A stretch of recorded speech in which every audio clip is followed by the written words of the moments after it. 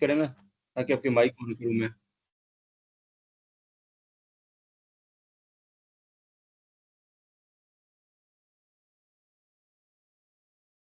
अच्छा 28।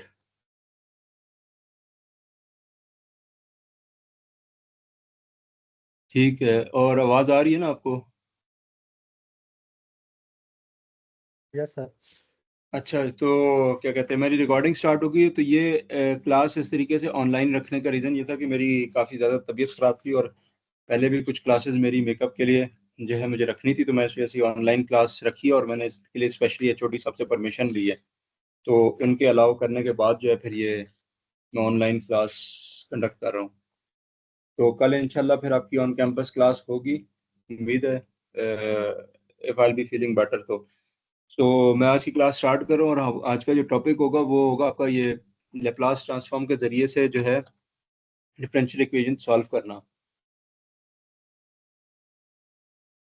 तो आप लोग जो है ना इसकी साथ साथ वो स्क्रीनशॉट लेके ना ग्रुप पे फॉरवर्ड करते जाना, कोई एक स्टूडेंट ये जिम्मेदारी ले ले। और इधर इसी तरह लेट ज्वाइन करते रहेंगे, सारा टाइम इसी तरह गुजर जाएगा।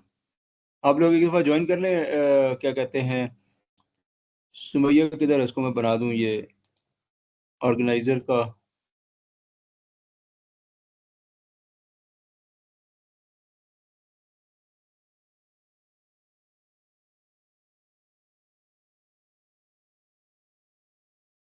मेक प्रेजेंटर, मेक प्रेजेंटर कर दूं ना मैं इसको।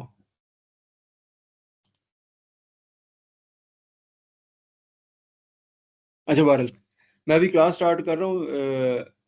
ये जो है क्या कहते हैं इसका, मैंने आज जो करवाना है ना टॉपिक, वो आप लोगों का ये है।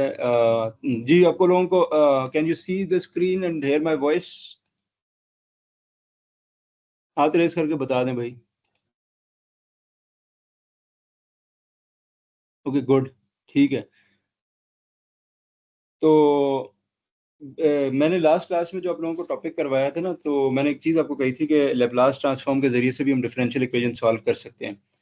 तो मैंने थोड़ा सा उस लेप्लास ट्रांसफॉर्म्स की इंपॉर्टेंस को हाईलाइट करने के लिए ये कुछ एक एग्जांपल भी दी थी आपको। तो अभी मैं ये क्लियर करना चाहता हूँ कि उसी मतलब कि you have seen the application of Laplace transform. तो मैं क्लियर करना चाहता हूँ कि लेप्लास ट्रांसफॉर्म को बहुत ही ज़बरदस्त किस्म का टूल नहीं है। अच्छा टूल तो है, पर बहुत ही ज़बरदस्त ऐसा टूल नहीं है कि डिफरेंशियल इक्वेशंस की इंपॉर्टेंस ही खत्म हो जाए उससे। डिफरेंशियल इक्वेशन के जो मेथड आपको सिखाए हैं उसकी इंपॉर्टेंस अपनी जगह पे है, और Laplace transform is a very good very useful tool, but it has limitations. तो इससे आप सारी डिफरेंशियल इक्वेशन सॉल्व नहीं कर सकते, इसलिए डिफरेंशियल इक्वेशन जो सॉल्व करने के आपको तरीके सिखाए गए हैं वो अपनी जगह पर इनकी इंपॉर्टेंस है।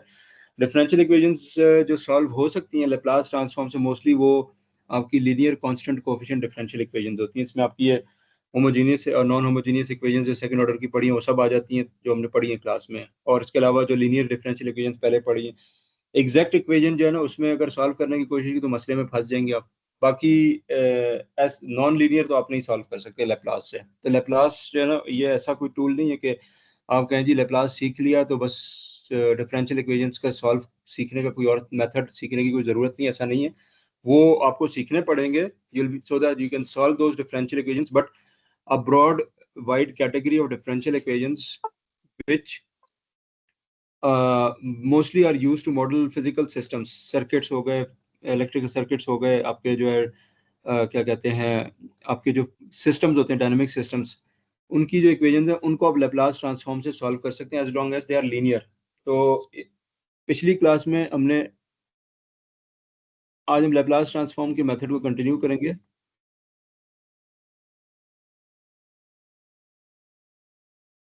मकसद हमारा जो है ना वो डिफरेंशियल इक्वेशन सॉल्व करने का है।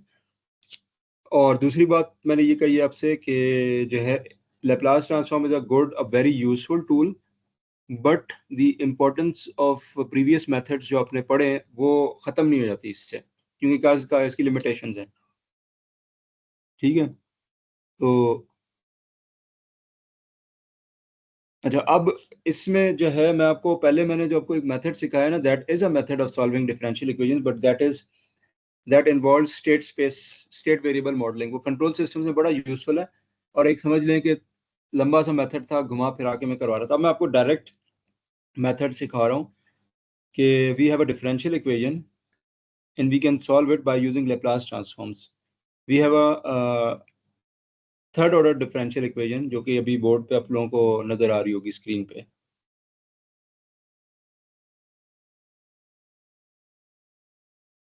ये आपकी डिफरेंशियल इक्वेशन है, इसके साथ उन्होंने जो है वो इनिशियल कंडीशंस भी आपको दी हुई हैं। और चूंकि थर्ड ऑर्डर डिफरेंशियल इक्वेशन है तो इनिशियल कंडीशन इसकी जो है ये सेकंड डेरिवेटिव तक जा रही है। ये 3 के बराबर है, ये -2 है और ये 1 है। जी, तो सबको स्क्रीन भी नजर आ रही है और आवाज भी आ रही है, इज दैट सो? ऐसा ही है, आवाज आ रही है और स्क्रीन नजर आ रही है सबको? Okay good. इसको हम लेप्लास ट्रांसफॉर्म से सॉल्व करना चाहते हैं। तो देखें, जब हम लेप्लास ट्रांसफॉर्म लेंगे तो first of all we will say that taking Laplace transform on both sides. तो इसमें हमारे पास लेप्लास ट्रांसफॉर्म जो आएगा ये y के थर्ड डेरिवेटिव का आएगा, सेकंड डेरिवेटिव का 11 वाला जो y का सिंगल डेरिवेटिव इसका और y का। तो इससे पहले हम एक स्टेप करेंगे, we will say that Laplace transform of y is equal to y of s। Laplace transform of y के डेरिवेटिव जो है वो s times y of s minus y of 0। ये एज पर द फॉर्मूला है, ये आप इसको note करें। ये एक सिंगल डेरिवेटिव पे s times y of s आएगा। y ऑफ s जो है वो y ऑफ t का लेप्लास ट्रांसफॉर्म है, तो फंक्शन ऑफ s बन जाता है। और y ऑफ 0 जो है ये इनिशियल कंडीशन है जो आपको दी हुई है। ना भी दी हुई हो तो अगर आपको नहीं दी हुई तो उस सूरत में आप इसको 0 अज्यूम करेंगे, और अगर दी हुई है तो वो आप इसको लिख लेंगे, यूज कर लेंगे। तो इन the next step this becomes s y of s minus 1, like this. वो जो 1 है वो मैंने लिख दिया इधर। फिर लेप्लास ट्रांसफॉर्म ऑफ y का सेकंड डेरिवेटिव, तो ये बनता है s square y of s minus s y of 0 minus y prime of 0। ये भी एज पर द फॉर्मूला है इस तरह से। ठीक है, तो ये हो जाएगा s square y of s minus s times initial condition y of 0 which is 1 minus y prime of 0 which is -2। ठीक है, एक मिनट देखें कौन लेट ज्वाइन कर रहा है, उसको भी इन कर लें।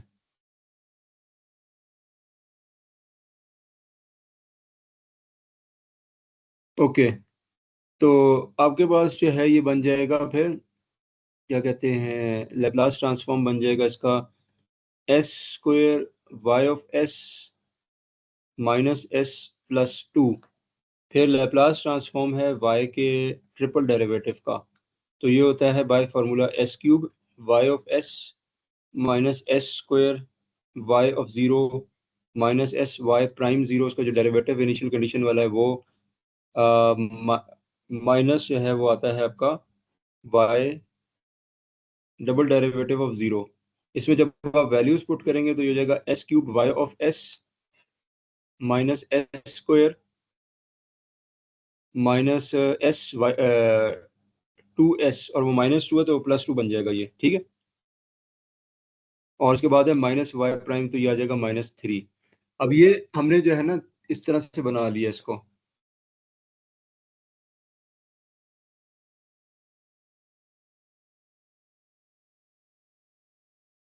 अब हम इसको सब्स्टिट्यूट कर देंगे अपनी डिफरेंशियल इक्वेशन के अंदर।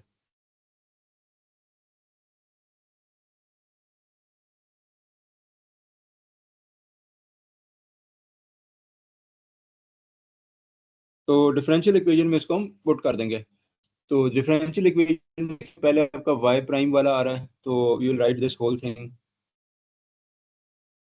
s cube y of s minus s square minus s square है, ठीक है, plus 2s minus 3।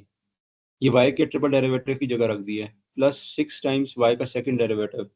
Second derivative जो है वो अगर आप देखें s square y of s minus s plus 2। फिर आ जाता है 11 टाइम्स y का सिंगल डेरिवेटिव, तो वो है आपके पास s y of s minus 1। फिर उसके बाद आ जाता है 6y, तो वो 6y ऑफ s हो जाएगा सीधा सीधा। And that is equal to 0 as per the given differential equation. अब इसको अल्जेब्रिकली मैनिपुलेट करें जरा आप लोग, एक दो स्टेप्स लगेंगे। मैं डायरेक्टली इसके अगले स्टेप पे जा रहा हूँ। मैं ये करूंगा, वाई ऑफ एस लिखा हुआ है ना, उस सबको टर्म्स को इकट्ठा कलेक्ट कर लूंगा, उसमें से वाई ऑफ एस को कॉमन ले लूंगा, और जो बगैर वाई ऑफ एस वाली टर्म्स है उनको इकट्ठा कर लूंगा और फिर दूसरी साइड पे ले जाऊंगा। तो एक दो स्टेप्स आप करें, you will get this thing, you should gate this thing, कि मैंने वाई ऑफ एस को कॉमन ले लिया जहां जहां पे आ रहा था। तो ये आ जाएगा S cube plus 6x(s)² plus 11s plus 6। इसमें चेक कर लें कोई मिस्टेक तो नहीं किसी किस्म की हुई यहाँ पे, वैसे नहीं है लेकिन आप चेक करें इसको। फिर आपकी आ जाती है -s² है, ठीक है, -4s है, -2 है। बल्कि मैं एक स्टेप पहले लिख देता हूँ ये जो है ना आप लोग, ताकि उसको सॉल्व करें अपने से हिसाब से। तो ये हो जाएगा आपका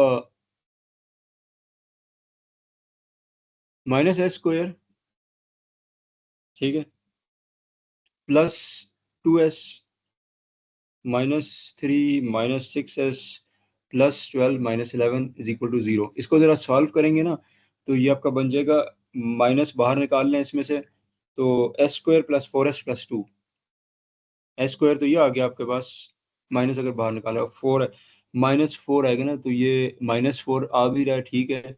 और इसके अलावा आपके पास है +2, तो ये 12 में से आप 11 निकाल लें, पीछे 1 बचता है, 1 के बाद आप उसमें -3 कर दें तो -2 बचता है, तो -2, ठीक है। तो you will have y of s bracket s cube plus 6s² plus 11s plus 6 minus bracket s² plus 4s plus 2 is equal to 0। ये दूसरी साइड पे चला जाएगा, आप उसके बाद उसको जो है डिवाइड कर दें, s² plus 4s+2 divided by s cube plus 6s² plus 11s plus 6। तो ये y ऑफ s आ गया हमारे पास, ठीक है जी। अब हमने करना ये है कि जो इसका डिनोमिनेटर है इसको हमने फैक्टराइज करना है। तो for that I suggest you should have a calculator, वो आपके लिए हैंडी रहेगा इसके रूट्स निकालने के लिए। रूट्स इसके निकलेंगे, रूट्स निकाले के बताएं जरा, चलें इसके रूट्स निकालें।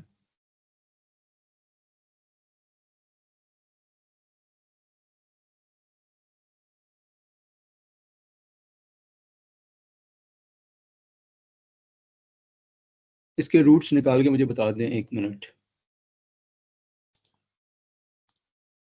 माइक किसका हम ऑन करें यहाँ पे?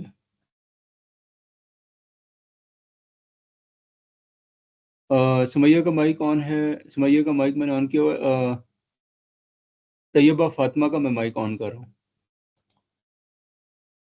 तैयबा फातिमा के मार्क्स अच्छे आते हैं, इस वजह से मैंने इनका माइक ऑन किया ताकि रूट्स निकाल के बताएं। और इसके अलावा जो है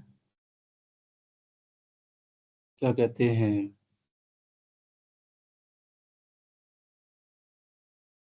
फवाद का मैंने ऑन किया हुआ है। हसन बुखारी किधर है? हसन बुखारी सर 017। 017 कहाँ पे है?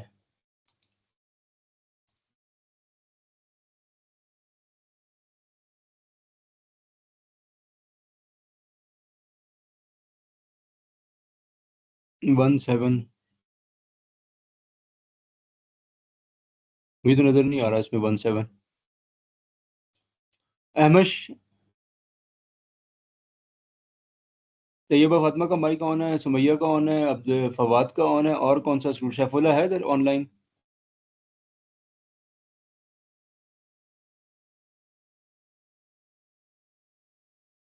37।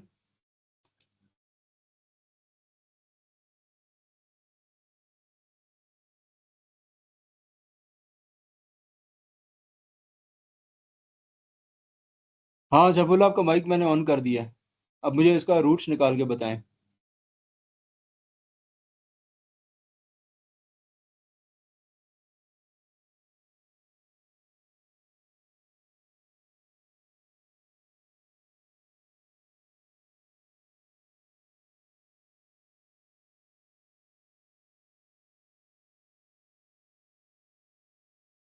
ये आपको जो स्क्रीन पे नजर आ रहा है ना, इस polynomial 3s 3 sorry s cube +6s² + 11s + 6, इसको नोट कर लें, इसका रूट्स निकाल के मुझे बताने हैं, ठीक है?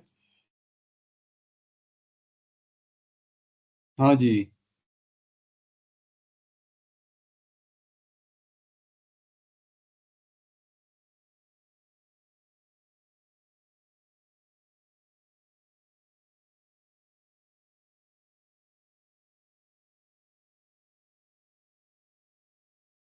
ओके। हाँ जी फवाद, आप बताएं यार, रूट्स निकाल के मुझे इसके।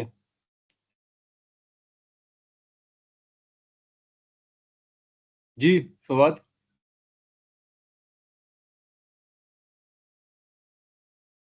फवाद आप हैं ऑनलाइन?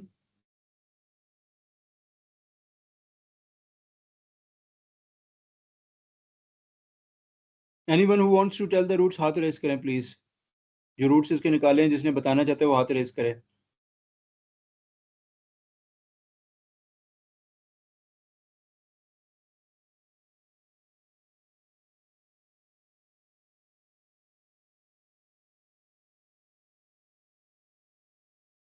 आप लोग यार मुझे प्लीज इसके रूट्स निकाल के बताएं।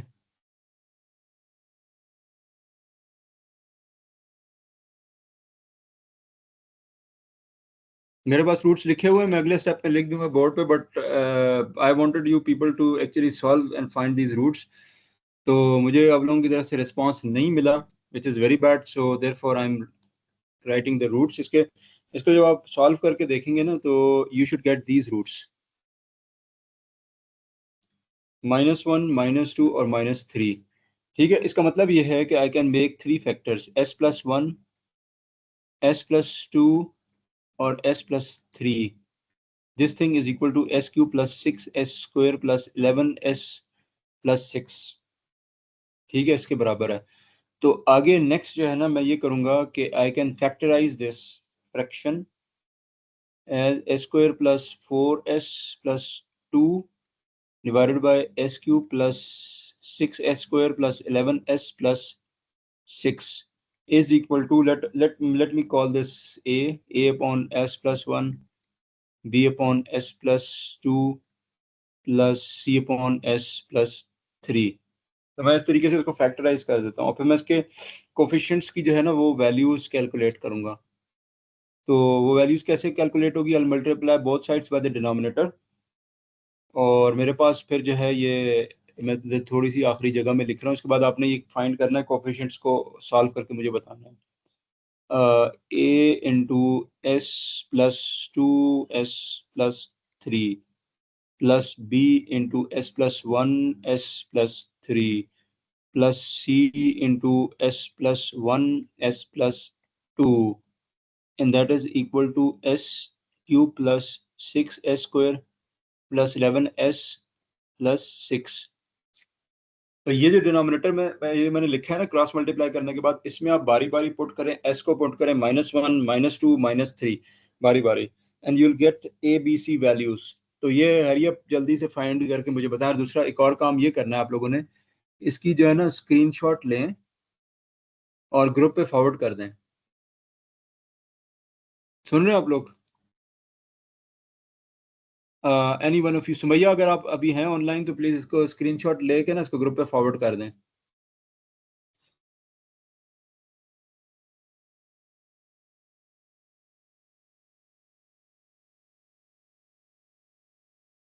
हफ्ता है? हाँ, हफ्सा स्टूडेंट है अभी ऑनलाइन?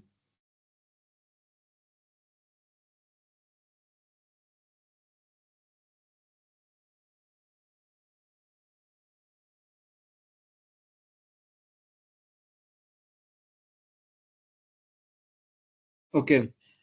तो ये जो स्क्रीन है ना, इसको स्क्रीनशॉट इसकी लें, और इसको ग्रुप पे फॉरवर्ड कर दें। और फिर किसी और स्टूडेंट को मैं ये कहूँगा कि भाई आप इसकी जो है ना ये पीडीएफ्स बना के मर्ज कर लीजिएगा, मैं इसको फिर एलएमएस पे नोट्स में अपलोड कर दूंगा। ये आप लोगों का ही फायदा है, एक पीडीएफ मिल जाएगी आपको। तो इसको इस तरीके से वॉलंटियर करके कर लें। जब स्क्रीनशॉट इसकी हो जाए सेंड ग्रुप पे, तो मुझे बताएं, फिर मैं आगे लिखूंगा, फर्दर आगे सवाल सॉल्व करवाऊंगा। चले शाबाश, जल्दी करें, हरिए प्लीज।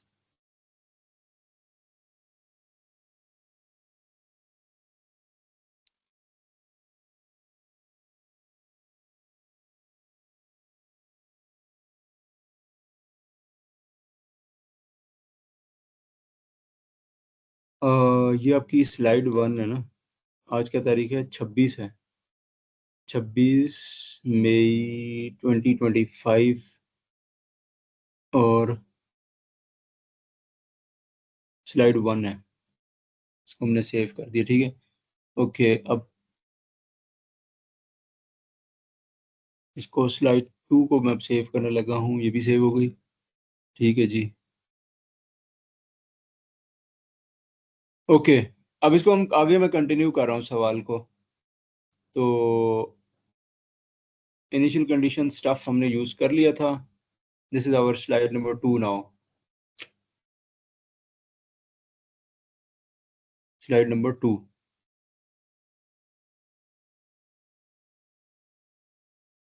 ओके, तो इधर से हम आगे कंटिन्यू करते हैं इसको।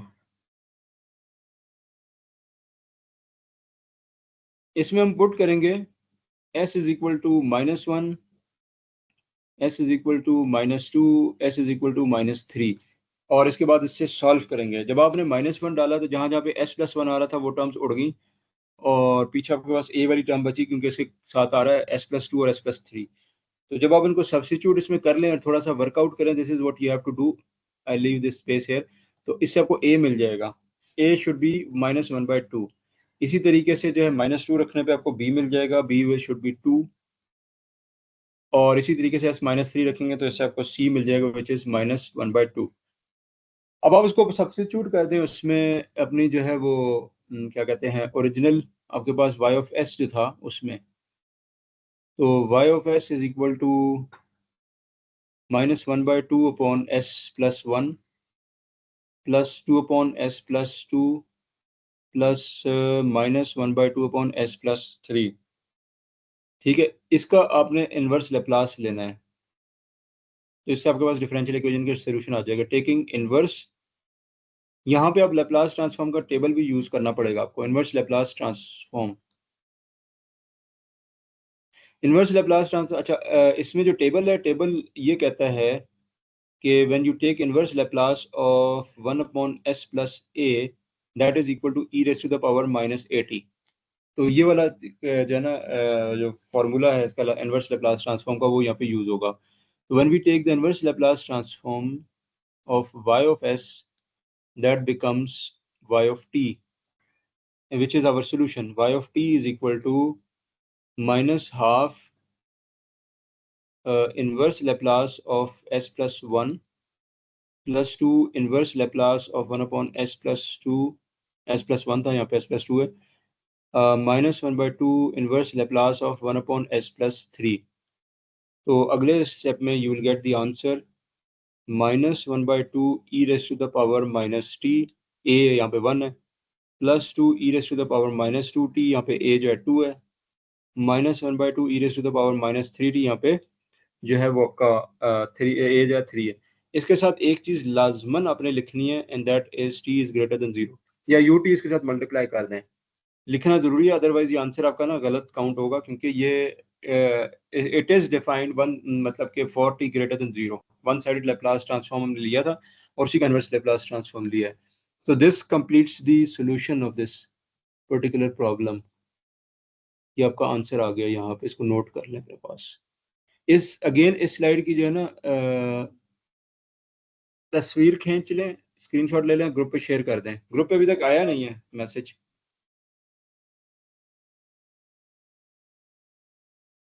और मैं नंबर 3 सेव करने लगा हूँ। तो ये आपने डिफरेंशियल, बेसिकली आपने एक डिफरेंशियल इक्वेशन जो है ना सॉल्व कर लिया है यहाँ से, इससे। ठीक है, किसी का कोई क्वेश्चन हो, कोई चीज़ पूछनी हो तो हाथ रेज करें, ताकि मैं आपको जो है वो फिर माइक अलाउ करूँ, ताकि आप पूछें सवाल।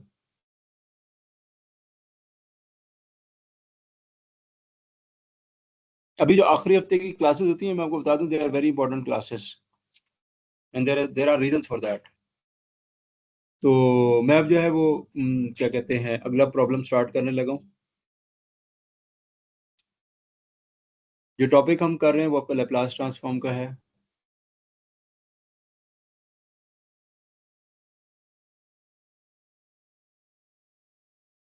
Okay, our next example is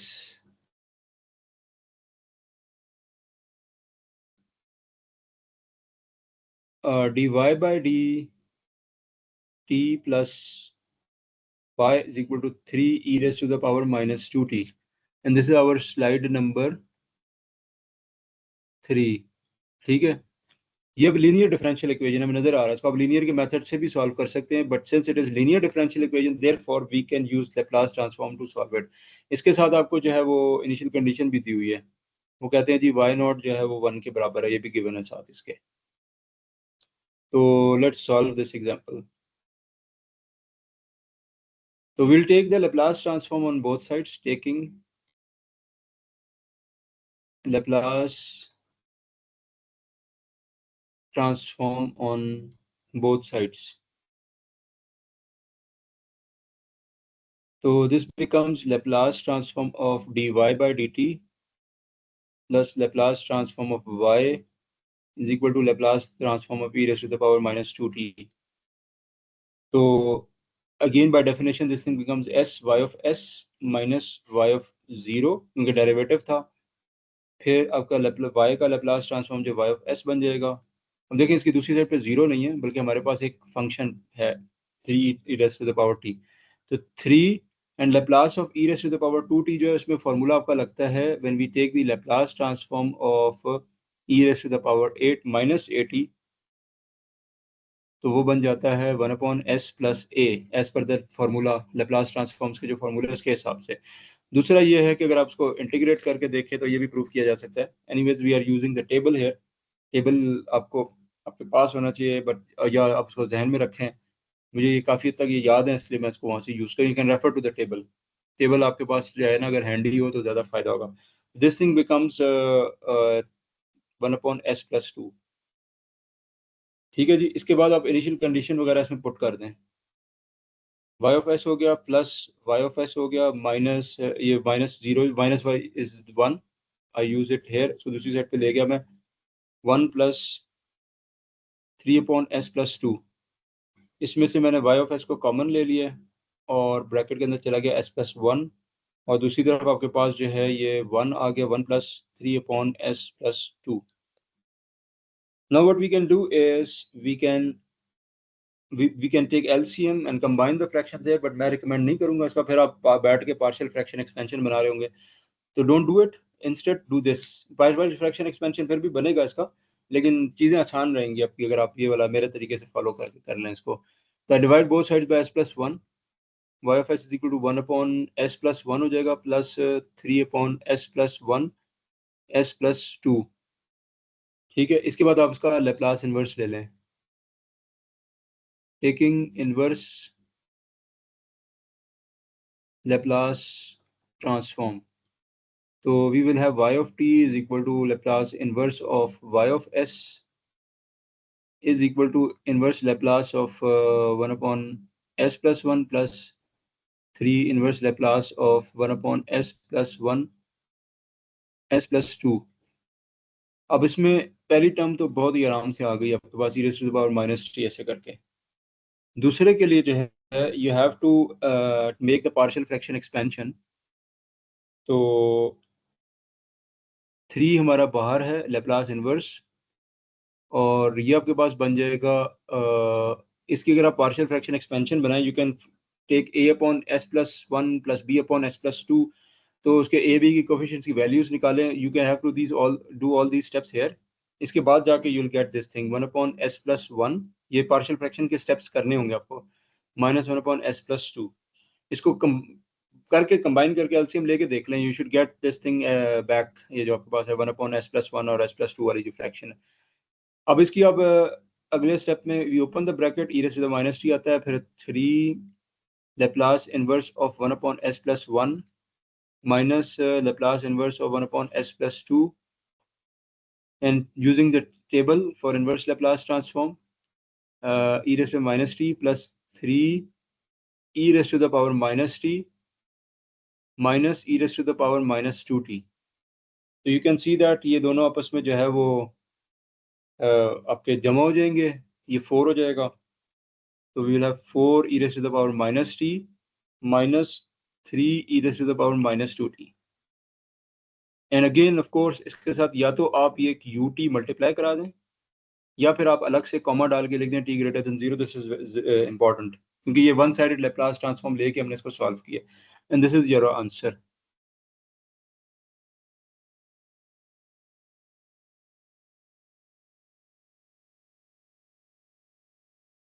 ठीक है जी, ये स्लाइड नंबर 3 आपकी कंप्लीट हो गई है। अच्छा, अभी मैं जो है ना थोड़ी देर बात करूंगा आपकी लेप्लास ट्रांसफॉर्म की, जो है वो लिमिटेशंस की बता दूं आपको बात मुख्तसरन।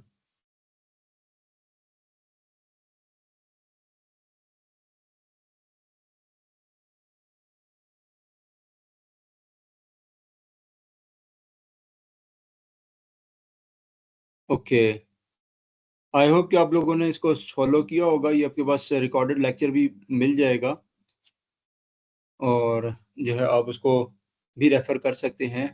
अगर किसी ने कोई क्वेश्चन पूछना है अभी लाइव सेशन के अंदर तो पूछे ना। हाँ जी, 040 किसका रोल नंबर है?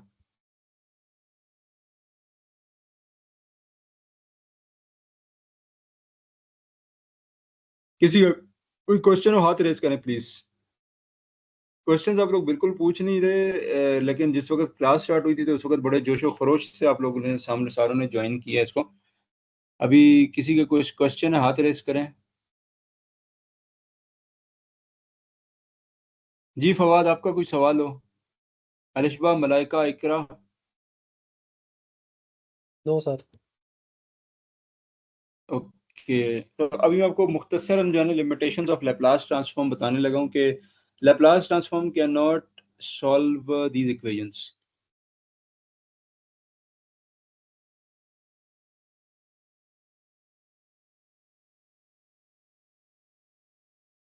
Laplace transforms are not used to solve these equations, these type of differential equations, these type, ये आपकी स्लाइड नंबर जो है ना 4 बन जाएगी।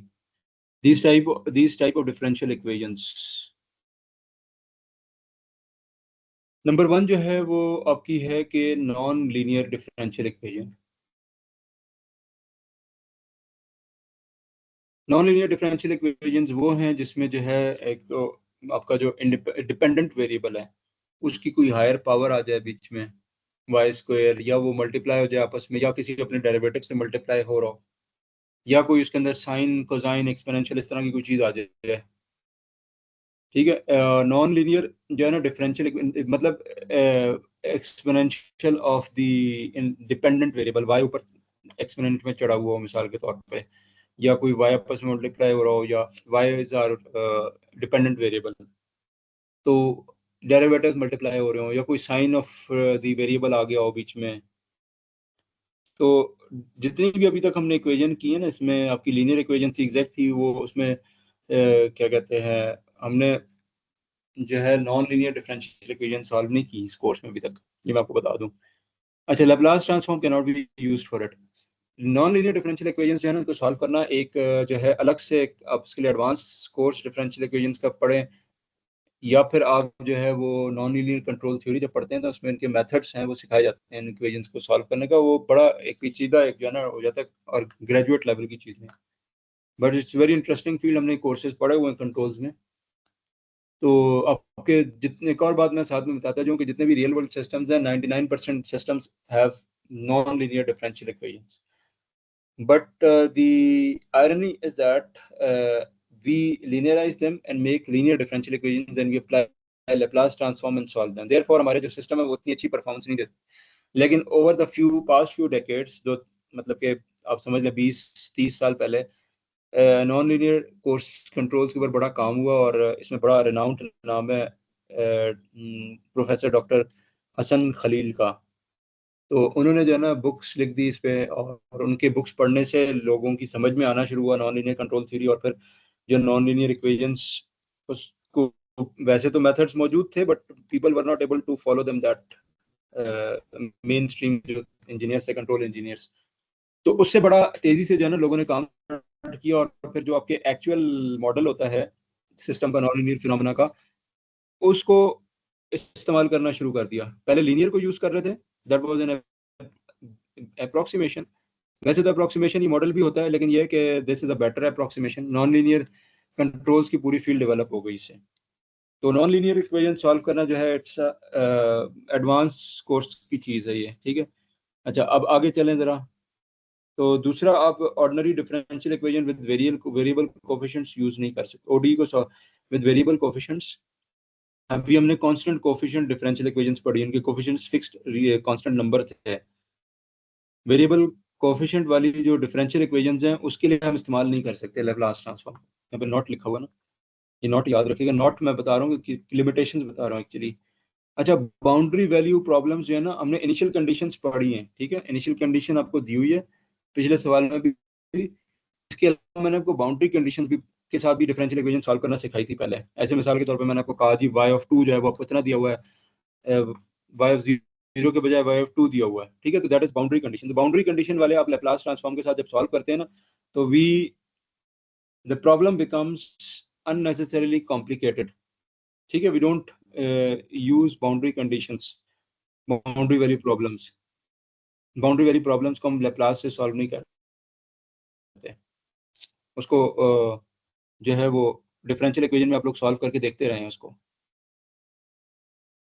तो Laplace transform is good for linear Laplace. अब अच्छा किसके लिए ये भी मैं बता दूं साथ में, कहाँ पे आप इस्तेमाल कर सकते हैं इसको। तो ये ना आपके दिमाग में बैठ जाए कि भाई लैप्लास ट्रांसफॉर्म आ गया तो क्या कहते हैं, बस ये डिफरेंशियल इक्वेशन के मेथड जितने भी वो बेकार हो गए, ऐसा नहीं है। वो उनकी इंपॉर्टेंस अपनी जगह रहती है। तो मैं लिख रहा हूँ लैप्लास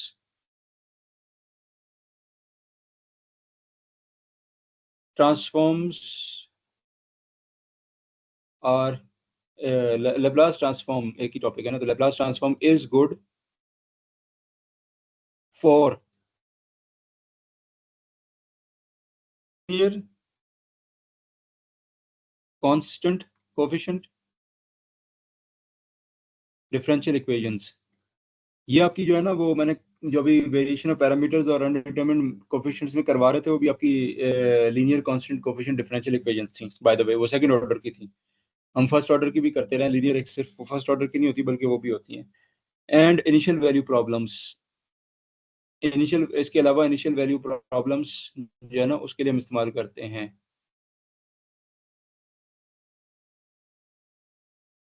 हैविंग मतलब कि initial value problems, linear constant coefficient differential equations, इसके अलावा initial value problems having ordinary differential equations and related integrals,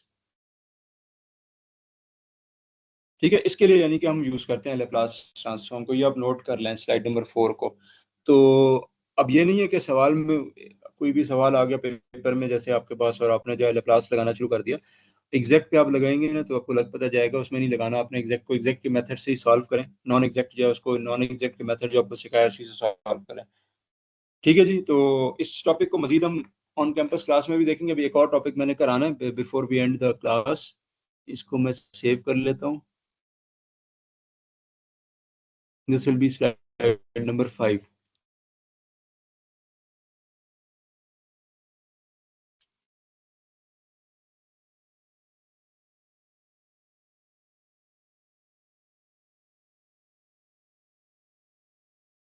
slide number 5।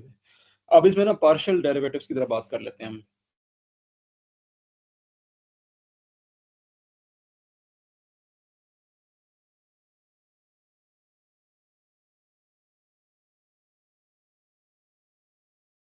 Partial derivative जो है, partial derivative is the rate of change of multi variable function. Partial derivative क्या है? Partial derivative is the rate of change of multi variable function. आपने जो calculus का course पढ़ा है ना पहले, that was single variable calculus. There is a multi variable calculus also, जिसमें दो आपके पास जो है ना इंडिपेंडेंट वेरिएबल्स आ जाते हैं। तो आप सोच रहे होंगे कि y और x दो ही होते हैं, तो y is the dependent variable, x एक ही होता है, लेकिन अगर y आपका जो है वो x और t के ऊपर डिपेंड करना शुरू कर दे तो मल्टी वेरिएबल की कहानी बन जाएगी इसकी। मल्टी वेरिएबल फंक्शन जो है आपके जो है एक से ज्यादा जो है इंडिपेंडेंट वेरिएबल्स होते हैं इसमें। Multi variable function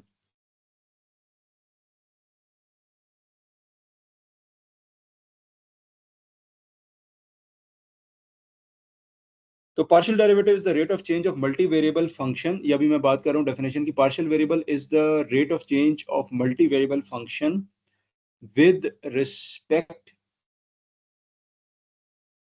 to one of its, क्योंकि उसके एक से ज्यादा इंडिपेंडेंट वेरिएबल होते हैं, with respect to one of its independent variables, one of the variables, ठीक है, while holding all other independent variables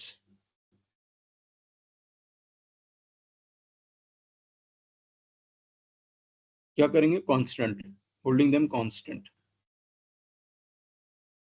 तो एक जो है ना, एक वेरिएबल के हिसाब से हम रेट ऑफ चेंज निकालते हैं मल्टी वेरिएबल फंक्शन का, keeping the other variables constant. तो इसकी मिसाल जो है वो हम इस तरह की दे सकते हैं। मैं कह सकता हूँ आपको एफ ऑफ एक्स वाई, जिसमें एक्स और वाई दोनों इंडिपेंडेंट वेरिएबल्स हैं अभी इस वक्त। Y is not dependent variable, Y is independent, X is independent.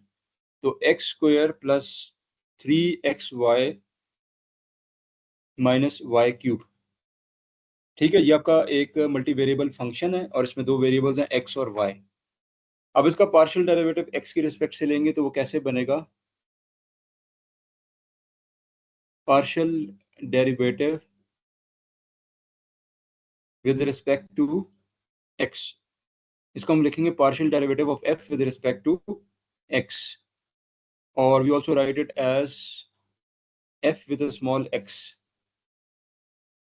Partial derivative इसका क्या होगा, partial derivative will be partial derivative of f with respect to x is equal to, take the partial derivative of the right hand side, तो यहाँ पे हमारे पास 3x square plus 3xy minus Y cube है। इसको जब आप differentiate करेंगे, इसमें आप x को वेरिएबल ट्रीट करेंगे और y को एज अ कांस्टेंट ट्रीट करेंगे, बिकॉज ये लिखा हुआ है कि हम होल्ड कांस्टेंट करके इंडिपेंडेंट वेरिएबल को डिफरेंशिएट किया जाता है। तो y को कांस्टेंट किया हुआ है तो वो कांस्टेंट है, कांस्टेंट के तौर पर ट्रीट होगा। तो जब आप उसको डिफरेंशिएट करेंगे तो ये बन जाएगा 2x प्लस 3y, ठीक है, minus 0। y is constant for x with respect to x partial derivative के केस में, तो y खत्म हो गया, इसमें कांस्टेंट था। So this becomes the partial derivative of f with respect to x is equal to 2x plus 3y। हम partial derivative इस तरीके से लेते हैं। इसी तरीके से partial derivative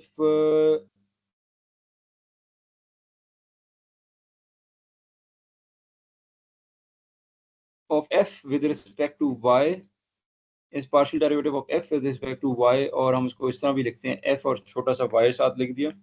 This thing is partial derivative of f with respect to y is equal to partial derivative with respect to y of this right hand side x square plus 3xy minus y cube। तो अगर partial derivative आप इसका लेंगे तो x को हमने hold constant किया, it will be treated as a constant, so this will become 0 plus y 3x जो है वो कांस्टेंट है तो 3x बच जाएगा, y के रिस्पेक्ट से आप डिफरेंशिएट कर दिया, माइनस वाई 3y स्क्वायर। तो you will get the answer 3x minus 3y square, ये इसका आंसर आ जाएगा। तो this was about the partial derivatives, ठीक है। तो पार्शियल डेरिवेटिव्स जब आ जाते हैं आपके पास तो इसकी फिर जब आप डिफरेंशियल इक्वेशंस बनाएंगे they are called the differential equations. तो पहले हमने जो डिफरेंशियल इक्वेशंस पढ़ी थी they are called ODE, ordinary differential equations. तो अभी जो है आप क्या कहते हैं, जो डिफरेंशियल इक्वेशन में जिसकी बात कर रहा हूँ ना, ये आपकी पार्शियल डिफरेंशियल इक्वेशन। तो we'll see that in the next class. अभी मैंने पार्शियल डेरिवेटिव्स वगैरह जो है इसका कांसेप्ट आपको दे दिया कि how we find the partial derivatives. दूसरा मैंने आज की क्लास में आप लोगों को बताया है कि जो लैप्लास ट्रांसफॉर्म है उसके जरिए से आप डायरेक्टली डिफरेंशियल इक्वेशन को सॉल्व कर सकते हैं, और वाई जो उसका अननोन है वेरिएबल वाई ऑफ टी जो है वो आप फाइंड आउट कर सकते हैं without doing those detailed elaborate state space calculation जो लास्ट क्लास में मैंने आपको बताई थी ना। तो that is a way, that is one of the methods, वो एक मेथड है, प्रॉपर वैलिड मेथड है, लेकिन उससे ही सिर्फ नहीं आप सॉल्व कर सकते, but you can also solve this way, directly भी हम सॉल्व कर सकते हैं। ठीक है, तो यानी आपके दिमाग में कॉन्सेप्ट क्लियर हो ना कि ऐसा नहीं है कि डिफरेंट लैप्लास ट्रांसफॉर्म का मतलब है जी कि आपको वो फिर पूरा जो है वो स्टेट स्पेस मॉडल बनाना पड़ेगा, सिस्टम मैट्रिक्स ए मैट्रिक्स बनानी पड़ेगी, बी मैट्रिक्स, और फिर जाके सॉल्व होगा, तवील इतना लंबा सवाल, तो ऐसा नहीं है। That is a way, but that is a lengthy वे।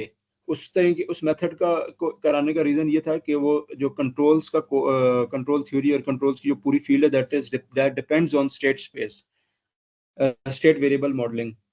अच्छा, उसको कराने का दूसरा रीजन ये भी था कि आपकी जो जितनी भी डिफरेंशियल इक्वेशन मैंने अभी दी है, ये मैं एक ही डिफरेंशियल इक्वेशन आपको पकड़ा देता हूँ और कहता हूँ जिसको सॉल्व करो। But if you have system of differential equations, अगर आपके पास एक के बजाय दो तीन डिफरेंशियल इक्वेशन, एक सेकंड ऑर्डर की डिफरेंशियल इक्वेशन है, एक फर्स्ट ऑर्डर की है, डिपेंडेंट वेरिएबल आपका y है, independent variable for example x है आपके पास, तब आप उसको कैसे सॉल्व करेंगे? तो they can be they those two equations can be inter related with each other, एक दूसरे से इंटर रिलेटेड हो सकती हैं। तो उसके अंदर जो है वो उसको अच्छा, उसके अंदर एक और चीज मैं बता दूं कि x आपके पास एक दो आपके पास वेरिएबल्स हो जाएंगे, इसमें एक आपका x1 हो जाएगा, x2 हो जाएगा। तो उसको सॉल्व करने के लिए दी वे दी अप्रोच जो मैंने पिछली क्लास में बताई थी, वो तवील जो स्टेट स्पेस का मेथड था, वो एक फ्रेमवर्क प्रोवाइड करता है जिसके जरिए से हम ऐसे सिस्टम ऑफ डिफरेंशियल इक्वेशंस को सॉल्व कर सकते हैं। What we do is we convert nth order differential equation into n first order differential equations। तो या अगर हमारे पास दो इक्वेशंस है, एक सेकंड ऑर्डर की और एक फर्स्ट ऑर्डर की है सपोज, तो ये टोटल आपके पास थर्ड ऑर्डर बन जाता है इनका। तो आप इसे तीन जो है ना फर्स्ट ऑर्डर की डिफरेंशियल इक्वेशन में कन्वर्ट करेंगे, या अगर आपके पास दो जो है सेकंड ऑर्डर की डिफरेंशियल इक्वेशंस दी हुई है तो उस सूरत में आप चार फर्स्ट ऑर्डर की डिफरेंशियल इक्वेशन में कन्वर्ट करेंगे। Then you will make the A matrix B matrix, और फिर उससे वो पूरे फ्रेमवर्क में उसको सॉल्व करेंगे। तो वो बताने का मकसद ये था कि आपके पास जब सिस्टम ऑफ डिफरेंशियल इक्वेशंस हो, not just one differential equation, then still you can solve it. अलग अलग अगर वो डिफरेंशियल इक्वेशंस कपल्ड हो आपस में, एक दूसरे पे मतलब आपस में आप समझ लें कि एक डिफरेंशियल इक्वेशन दूसरे पे दूसरी पहले पे डिपेंड कर रही है, कपल्ड है। ऐसे रियल वर्ल्ड सिस्टम्स होते हैं कपल्ड डिफरेंशियल। इसकी मैं मिसाल आपको देता हूँ कि हेलीकॉप्टर है ना आपका, let me give you the example. ये आपकी स्लाइड नंबर 5 है ना, तो मैं एक और स्लाइड बना देता हूँ।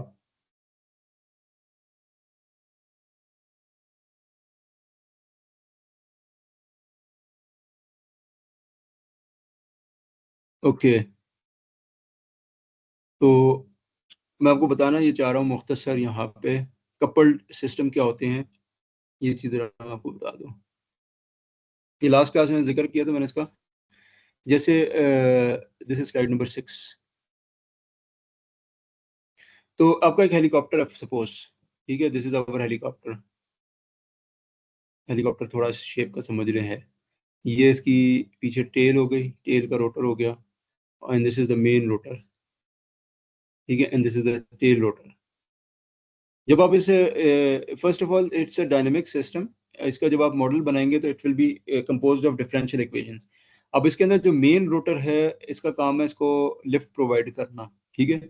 But the problem is that when it rotates it produces a counter torque which is applied on the body. तो आपने शायद बचपन में टॉयज से खेला हो, हेलीकॉप्टर वाले जो होते थे जिनका टेल रोटर नहीं होता तो वो घूमना शुरू कर देते हैं, दैट हैपेंस। तो उसको रोकने के लिए टेल रोटर होता है जो कि इस टॉर्क एक टॉर्क जो है ना जो काउंटर टॉर्क प्रोवाइड करता है। तो उसके नतीजे में जो है ना हेलीकॉप्टर आपका स्टेबल रहता है। अब मसला यह है कि जो मेन रोटर है उससे उसका सिस्टम के एटीट्यूड के ऊपर जो इफेक्ट पड़ेगा वो, और जो टेल रोटर का पड़ेगा, दोनों आपस में इंटरडिपेंडेंट है। For example if you increase the speed of the main rotor, तो you have to increase the speed of the tail rotor ताकि वो उसके जो है ना काउंटर टॉर्क ज्यादा प्रोड्यूस कर सके। अगर आप जो है टेल टेल रोटर की जो है वो फॉर एग्जांपल स्पीड रिड्यूस करते हैं, तो then you have to reduce the counter torque effect of the main rotor।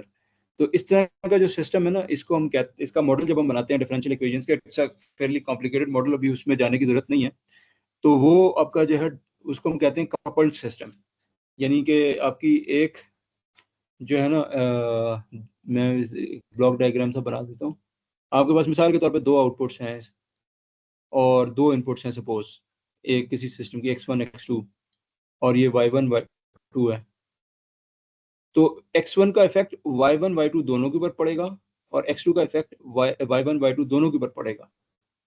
तो दिस इस तरह का सिस्टम जो होता है जिसकी डिफरेंशियल इक्वेशन हो, तो वो हम उसको कहते हैं coupled system and coupled differential equations.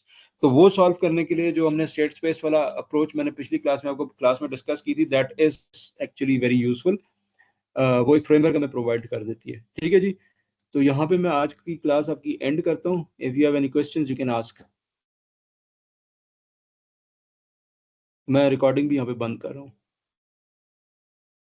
अगर किसी की कोई क्वेश्चन है पूछ लें।